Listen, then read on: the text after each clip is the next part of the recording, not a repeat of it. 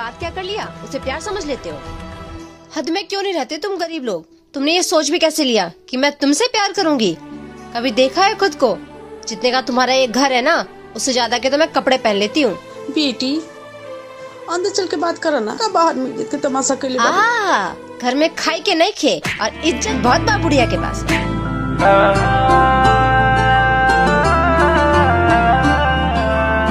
हाँ हाँ हाँ नाम बदनाम तू कराई दिहलू प्यार में, नाम बदनाम तू कराई दिहलू प्यार में। दुनिया के लोग मजा लेते रही हो,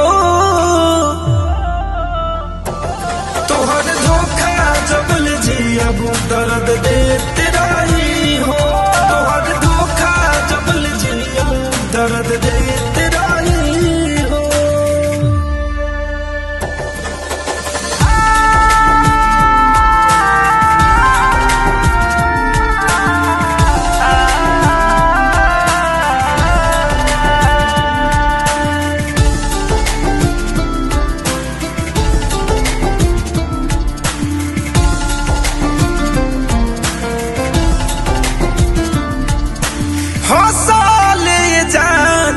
जमाना हो गइल अपन भी लोग अब बेगाना हो गइल।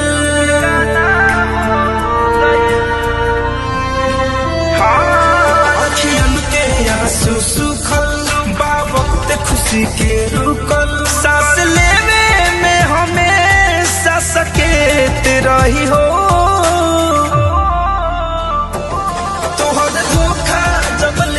अब दर्द देते रही हो, तोहर धोखा जबल जिया दर्द देते रही हो।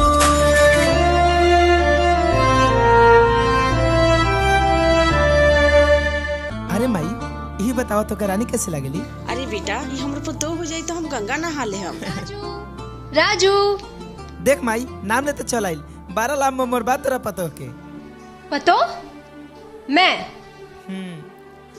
वो कहा ना रानी,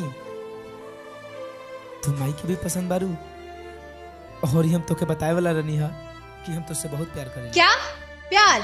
दिमाग खराब है तुम्हारा, तुम खुद से कुछ भी सोच लेते हो। अरे रानी ठीक है धीरे बोलो ना, गांव के लोग झूठी आता। हद में क्यों नहीं रहते तुम गरीब लोग।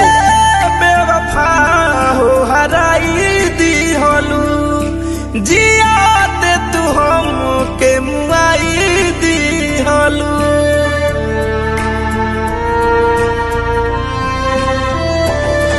तू हमार भरोसा रोब तड़प हमेशा, हाथ में जीवन भर दारू सिगरेट रही हो,